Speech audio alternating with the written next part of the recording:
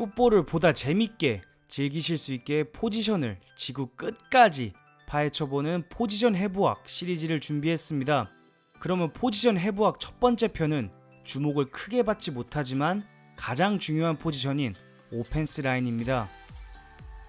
오펜스 라인의 기본적인 역할은 블로킹인데요.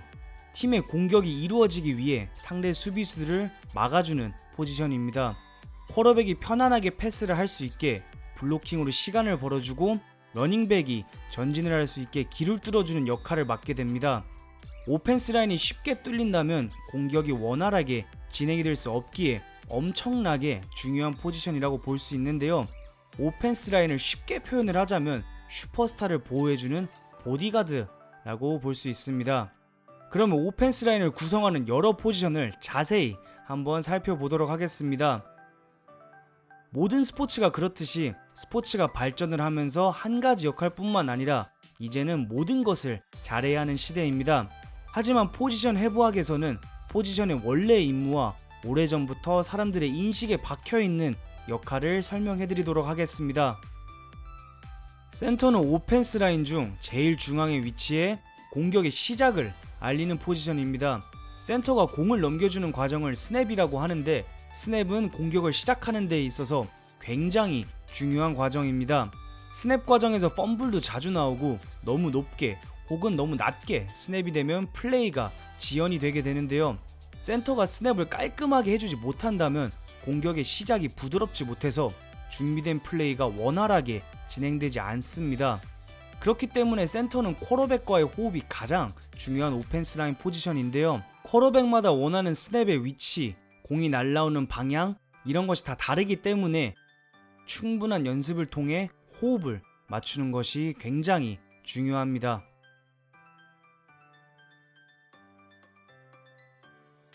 가드는 센터의 양옆에 위치해 안쪽을 지켜주는 포지션입니다.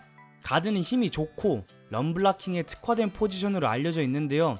예전에는 대부분의 런플레이들이 안쪽으로 진행이 됐기 때문에 가드들은 힘이 제일 좋은 선수들이 맡게 되었습니다.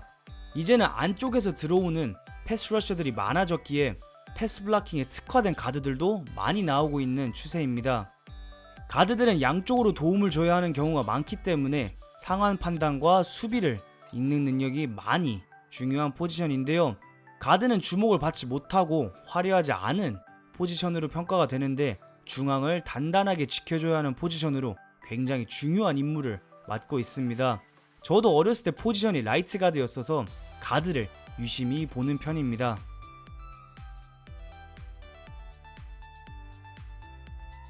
오펜스 라인의 에이스이자 꽃이라고 볼 수 있는 포지션입니다.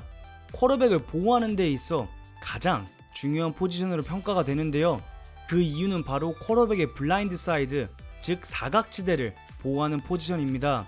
대부분의 쿼터백이 오른손잡이였고 스냅 이후 공을 받으면 왼쪽을 등지는 자세를 취하기 때문에 상대 수비는 그 취약한 곳을 노리기 위해서 팀 내 최고의 패스 러셔를 쿼터백의 블라인드 사이드로 배치를 했습니다. 그러다 보니 자연스럽게 레프트 태클은 패스 블락킹을 잘해야 했고 바깥쪽으로 돌아 들어가는 패스 러셔들을 막기 위해 풋워크, 즉 발놀림이 좋고 빠른 선수들이 맡게 되었습니다. 쿼터백을 상대의 에이스로부터 보호하기 위해 최고의 블로커만이 맡을 수 있는 포지션이 레프트 태클이었는데요. 하지만 현대 풋볼에서는 에이스 블로커를 피하기 위해 에이스 패스 러셔를 반대쪽으로 배치를 하고 있고 이제는 레프트 태클의 임무가 라이트 태클로 조금씩 옮겨지고 있는 상황입니다. 그래도 레프트 태클이라는 포지션은 그 명칭만으로도 많은 사람들에게 임팩트를 주는 포지션입니다.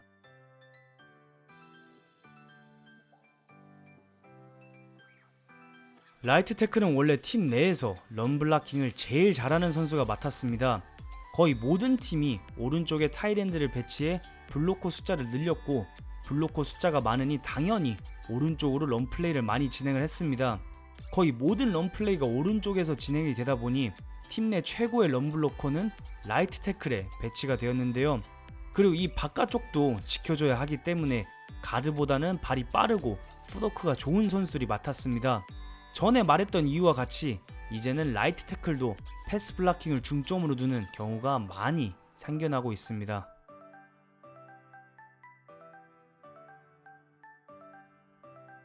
오펜스 라인의 핵심이 되는 블로킹 시스템을 한번 알아보도록 하겠습니다. 블로킹 시스템에는 크게 두 가지가 있는데요. 지정된 선수 한 명을 블로킹하는 맨 블로킹과 라인맨 전부가 한 방향으로 움직이며 블로킹을 하는 존 블로킹이 있습니다. 맨 블로킹은 대인 수비 개념이고 존 블로킹은 지역 수비 개념입니다. 맨 블로킹부터 보다 자세히 한번 살펴보도록 하겠습니다. 맨 블로킹은 대인 마크 개념이기 때문에 상대 수비수와 매치업이 중요시 되는데요. 빅언 빅 혹은 백선 백걸스라는 표현이 쓰이기도 하는데, 덩치가 큰 오펜스 라인은 덩치 큰 디펜스 라인을 막고 비교적 사이즈가 작은 러닝백들은 라인베커를 막는다 라는 표현입니다. 선수의 개인 기량이 블로킹 싸움의 승패를 가르기 때문에 사이즈와 힘이 좋은 오펜스 라인이 많은 팀에 어울리는 블로킹 시스템이라고 볼 수 있습니다. 반대로 존 블로킹은 지정된 갭을 열어주는 것이 아닌 상황에 따라 다르게 갭이 형성되는 블로킹입니다. 오펜스 라인 전부가 한쪽으로 움직이면서 상대의 수비 포메이션에 따라 다르게 블로킹을 하는데요. 그리고 처음에는 더블팀을 붙었다가 플레이가 진행되면서 이 선으로 넘어가는 것을 중점으로 두기도 합니다. 상대 수비에 따라 유동적으로 움직이기 때문에 상황 판단이 중요하고 횡으로 이동하는 움직임이 많기에 발이 빠르고 풋워크가 좋은 오펜스 라인이 많은 팀에 어울리는 블로킹 시스템입니다. 하지만 존 블로킹은 무엇보다 오펜스 라인 간의 호흡이 중요해서 어울리는 자원이 있다고 해서 바로 실현할 수 있는 시스템은 아닌데요. 꾸준한 연습을 통해 여러 상황에 대응을 할 수 있어야 하기에 엄청난 연습이 필요한 블로킹 시스템입니다. 오펜스 라인의 주 임무는 상대를 막는 블로킹이기 때문에 블로킹 관련 기술들과 용어들이 많은데 하나하나 살펴보도록 하겠습니다. 1대1로 붙었을 때 상대를 쭉쭉 밀고 나가는 블로킹으로 많은 사람들이 블로킹을 떠올릴 때 상상하게 되는 블로킹입니다. 컷블락은 플레이 시작과 동시에 상대의 다리를 노리며 온몸을 던지는 블락킹입니다. 위험한 블락이기 때문에 논란이 있었지만 허용되는 블락킹 기술입니다. 횡으로 플레이가 진행될 때 상대보다 앞서가서 가로막거나 같이 뛰면서 수비수의 경로를 차단하기 위한 블로킹 기술입니다. 상대의 가슴 혹은 중앙을 노리는 것이 아닌 바깥쪽 어깨를 노리는 블로킹인데요. 상대의 중심을 무너뜨릴 수도 있고 상대 몸 전체가 아닌 한쪽만 공략을 해서 효율적인 블로킹을 가능케 하는 기술입니다. 유명한 풋볼 유튜버인 브렛 콜먼이 이 테크닉에 대한 영상을 다루며 유명해진 기술입니다. 상대방을 안아주듯이 상대의 양 어깨를 공략해 상대가 기술을 쓸 수 없게 하는 블로킹으로 홀딩 페널티를 교묘하게 피해가는 기술인데요. 그 전까지는 별다른 명칭이 없었고 몇몇 사람들은 그냥 반칙이라고 하는 경우도 있었는데, 브렛 콜맨의 영상 이후로는 기술로 인정받고 있고 허그 테크닉이라는 용어를 브렛 콜맨이 유행시켰습니다. 풀 혹은 풀링은 앞에 있는 선수를 막는 것이 아닌 스냅과 동시에 반대쪽으로 뛰어가 블로킹을 하는 기술입니다. 대부분 가드들이 많이 사용을 하게 됩니다. 앞에 있는 수비수들은 그대로 흘려버리고 이 선으로 전진하고, 흘려보낸 선수들은 반대쪽 선수들이 풀을 해서 블로킹을 해주는 블락킹 전략입니다. 오펜스 라인이 블로킹을 시작할 때 뒤로 무르는 풋워크를 칭하는 용어입니다. 점셋, 숏셋 여러 가지가 있고 선수에 따라 선호하는 보폭도 달라집니다. 저는 개인적으로 킥백이란 용어를 더 많이 사용합니다.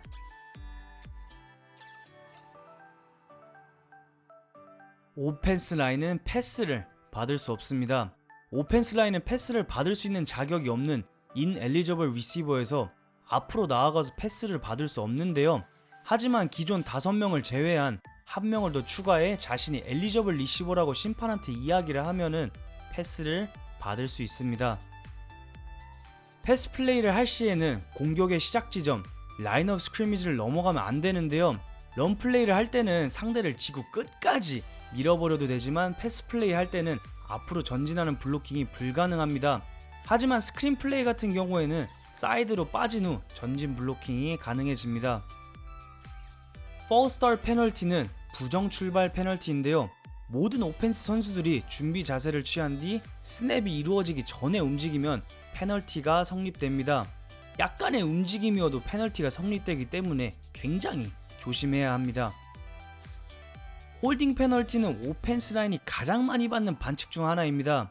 블로킹을 할 때 상대를 잡게 되면 반칙이 되는데요.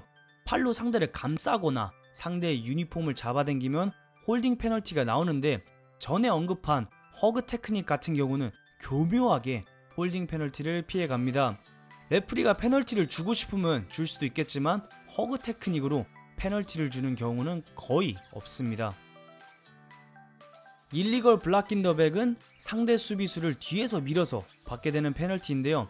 상대를 뒤에서 미는 것은 거의 모든 스포츠에서 반칙이 되고 풋볼 역시도 이것을 금지하고 있습니다. 손으로 상대의 얼굴을 미는 것도 반칙, 페이스 마스크를 당기는 것도 반칙입니다. 두 개의 다른 반칙이지만 비슷함으로 한꺼번에 묶어놨습니다.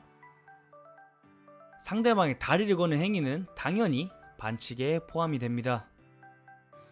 여기까지 오펜스 라인 포지션과 관련 요소들을 알아봤는데, 이 영상을 보시고 오펜스 라인이라는 포지션에 대한 이해도가 조금 더 깊어졌으면 좋겠고, 풋볼을 좀 더 재밌게 보실 수 있게 도움이 되었으면 좋겠습니다. 아디오스.